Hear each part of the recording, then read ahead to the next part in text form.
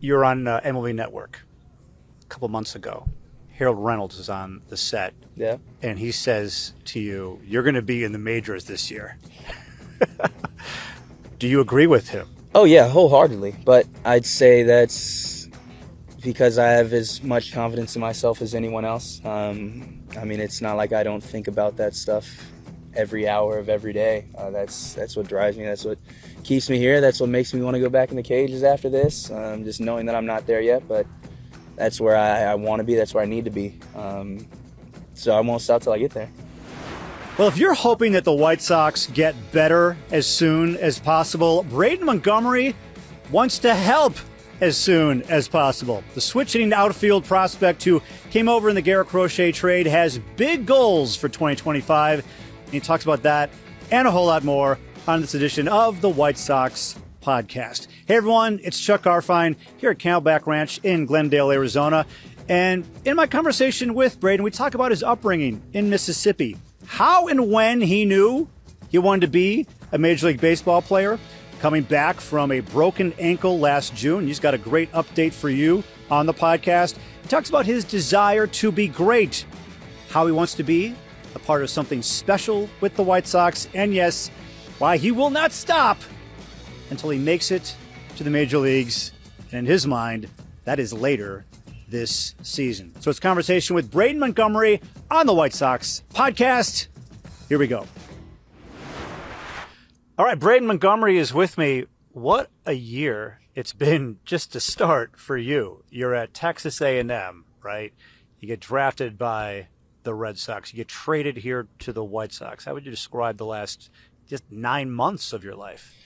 I'd just say it's been a lot of everything, a lot that comes with it, but it's obviously all blessings. I love being able to do it. I love being able to play baseball, and so as long as I get to throw on a jersey, I'm happy at the end of the day. So it's been an exciting journey so far, but just the beginning. Yeah, well, here you are wearing your White Sox stuff. You feel like, hey, I have a chance to be a part of something special? I think so. Just interacting with the guys in the clubhouse, obviously I've never seen any of these guys play baseball, but they're good guys, and I think it's going to be a good group with some solid chemistry, and I think that's what brings wins, because everyone at this level is good enough to play at the level. So the little details are going to be what puts any team over another. I want to ask you about that, but I also want to follow up with this. I keep bumping into you and Colson walking around together, the two Montgomerys. Yeah. I mean, you guys you've been in camp together for just a few days. Well, actually, it's a little more than that, but are you kind of developing a little bit of a connection already just because you're two prospects, same last name? Yeah, it seems like it. I mean, we're same high school class, same last name, so it seems like we've got a little bit in common, and being able to hang around and develop that relationship, I'm sure it'll be good for the White Sox as a whole. So I'm excited. All right, so going back to your start, you're from Mississippi. Was it always baseball for you? I'd say so. I played football and basketball growing up as well, but I always found myself talking about baseball and wanting to pursue being in the big leagues, because I thought being a big leaguer was the coolest thing ever. I still think it is. What is it about the game that you like? Hitting. Yeah, I find myself drawn to the cages at all times of the day. I just wanted to be able to perfect something that's impossible to perfect. But I'm always up for a challenge. It's kind of like golf, right? I'm not sure if you play any golf, but just a little bit. Yeah, but I mean, you can't perfect baseball. Right. It's so challenging. There's so much failure in the game, but that seems to drive you and motivate you? Yeah, 100%. Because it's all a battle to see who fails the least, I guess. Yeah, I want to be the best at it.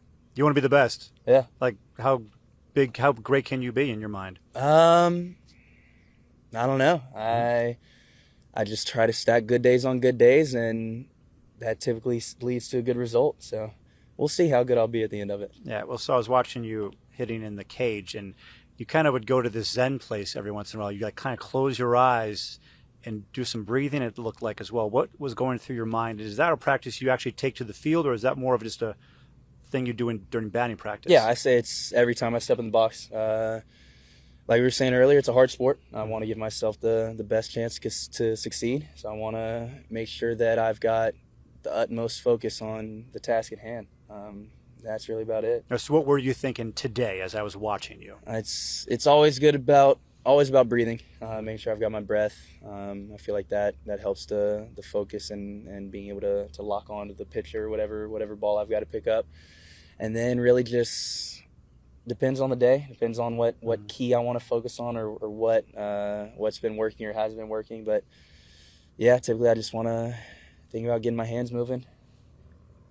Hands moving. Can you go into that a little bit? Yeah. I feel like a lot of times guys can get tied up with having this little slight redirect in their bat path right before they go, where their hands go like this instead of actually start moving forward.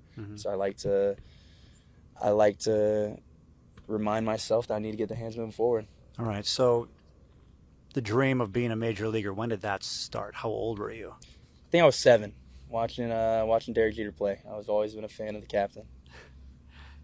What was it about Jeter?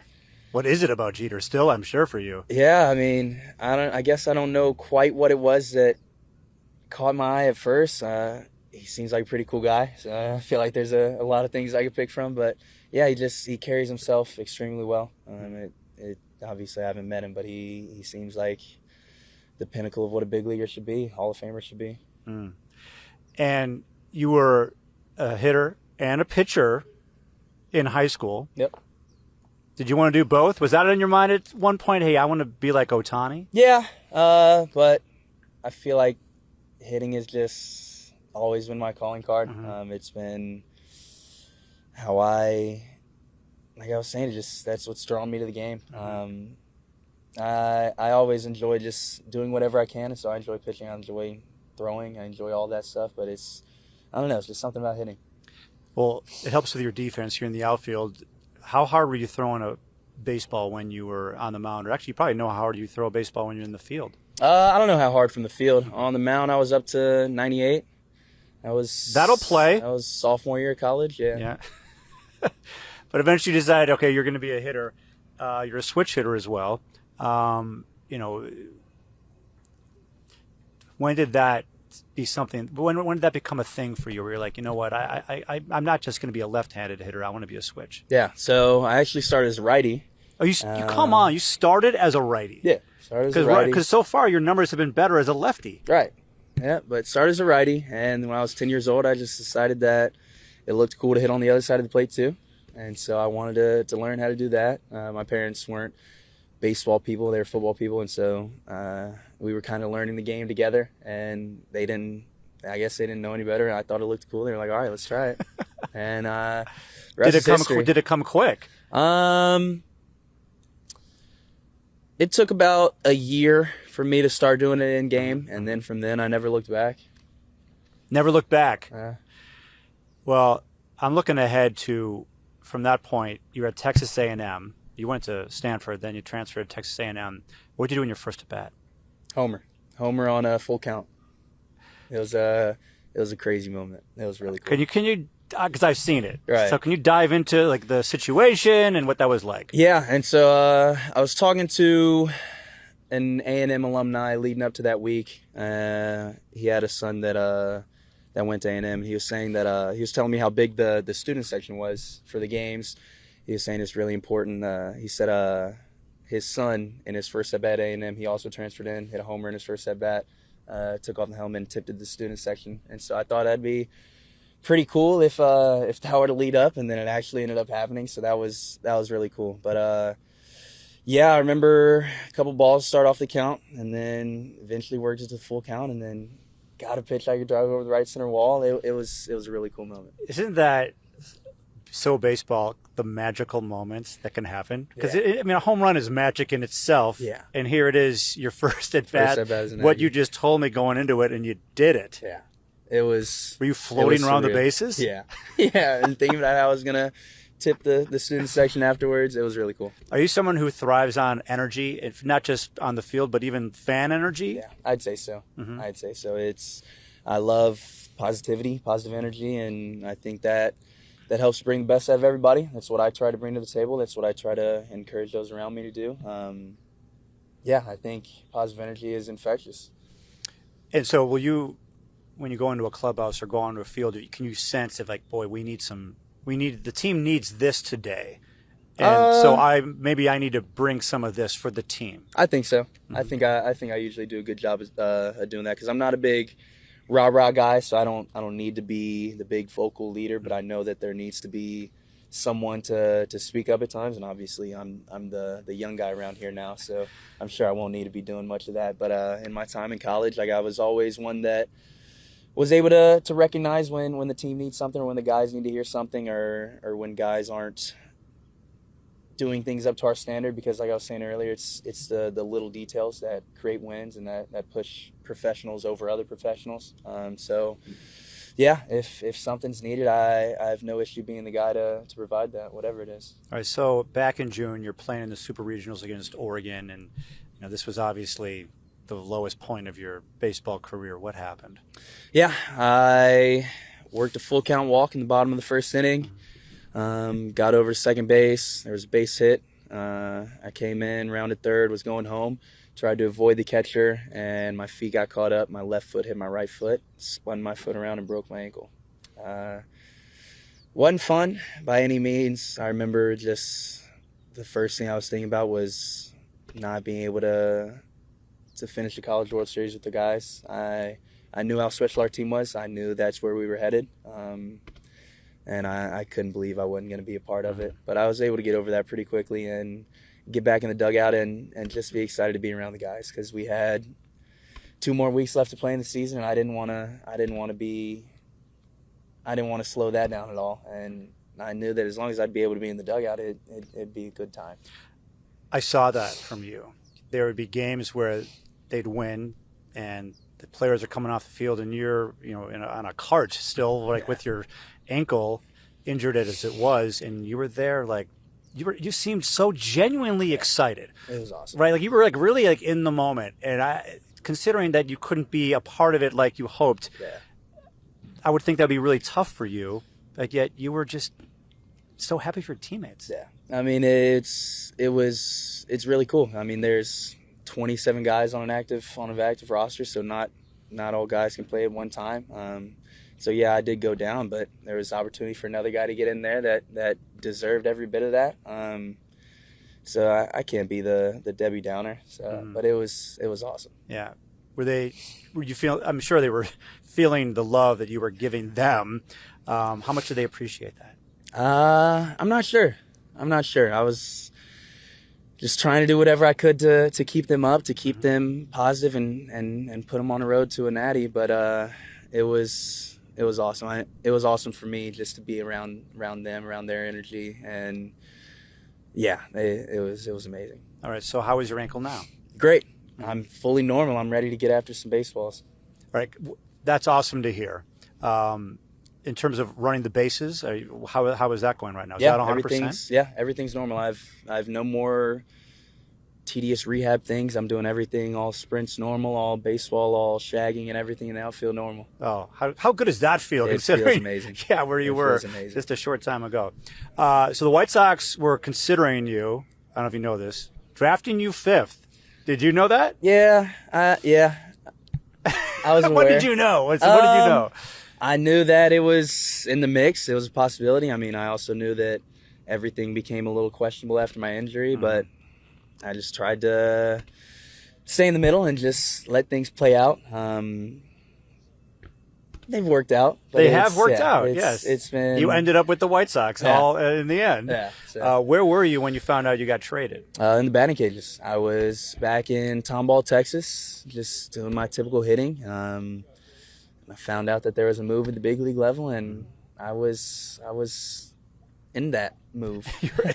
Were you texted this, or what happened? I was texted that I was about to get a call, and then I was called by our player development coordinator guy. So what goes through your mind? You just get drafted by the Red Sox, and there's 2 ways of looking at it. You could think, well, they loved me a minute ago, and now they're trading me. And then there's also, the White Sox really want me. Right. And they value me, and they put me in this trade. So where were you? A little bit of both. I mean, I didn't think it was even possible, considering I still haven't played a single professional game yet, so I didn't think it was going to happen. But it's exciting stuff. Like I said, I get to throw on a jersey, so it's not much I can complain about. Yeah, it's exciting stuff. All right, so now you're here at spring training in big league camp with these guys. So what's that been like so far for you to be like, a year ago I was at Texas A&M, now here I am with all these guys, these dudes who have been in the majors before? Yeah, it's unbelievable. It's so cool being able to interact with the guys, to see what it looks like to be there, watch them go about their business and be able to interact with them, size them up in a sense. Obviously they're teammates, but I want to see where I'm at and see what it looks like. So it's been awesome. Yeah, you're going to be facing major league hitters, right? Oh, yeah. So what's that going to mean for you in your development to get that opportunity? Yeah, hopefully it speeds up the process. I get to pick their brains, see what they like to do, see what makes them a big leaguer, see what the difference is between them and the 99.9% of everyone else. You're on MLB Network a couple months ago. Harold Reynolds is on the set. Yeah. And he says to you, you're going to be in the majors this year. Do you agree with him? Oh, yeah, wholeheartedly. But I'd say that's because I have as much confidence in myself as anyone else. It's not like I don't think about that stuff every hour of every day. That's what drives me. That's what keeps me here. That's what makes me want to go back in the cages after this, just knowing that I'm not there yet. But that's where I want to be. That's where I need to be. So I won't stop till I get there. But when he said that, you're on national TV, and here's Harold Reynolds saying that to you. Yeah. What was going through your mind? Like, wow, he just said that. Yeah, it was pretty cool. Yeah. I guess I didn't think about it too much until afterwards, when it was brought up. Just because, like I was saying, that's how I think to myself. So it's cool to hear that come from someone else. It's really cool. Especially someone like Harold. Yeah. Just a couple more things. Have you been to Chicago before? Actually, you were at Chicago for Sox Fest. Yeah. Tell me about your times in Chicago and what you've done there since you've been alive. Like, what's been your Chicago experience? Yeah, so my stepdad grew up in Chicago, Southside Chicago. We went to Leo High School.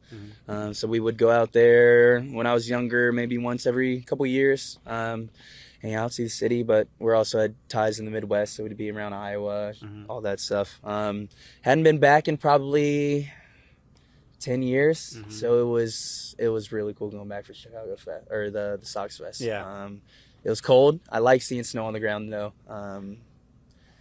But it was really cool. Food's great. City's lively. I just enjoy being downtown. Coming from Mississippi, there's not much tall buildings, so I enjoy walking around, being able to check out the food spots, see people enjoying themselves. But it was really cool being in the city. And you like pizza? Love pizza. Giordano's is number one for you. Love deep dish pizza. Okay, you'll have your choices. There are many places for you to go. I can share some other places. There's the popular ones, then there's the sneaky local spots that most people don't know about. Solid, yeah. I need those. Okay, all right. We might have to take you around town. Perfect. Would you want to do a little thing? We'll go find the best pizza for you, or do you want us to go do Giordano's? We'll try a new spot. New spot. Yeah. Okay, so that'd be awesome. When you come to Chicago, we'll make it happen. All right. A little pizza date with Braden Montgomery. Let's do it. All right. Hey, this is great talking with you.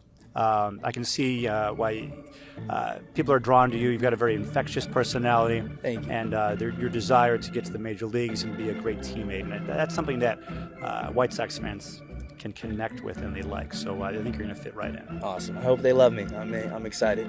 All right. Braden Montgomery here on the White Sox Podcast. 𝗗cie 𝗰𝗶𝗹, take it away. All right, Chuck, this edition of the White Sox Podcast is over.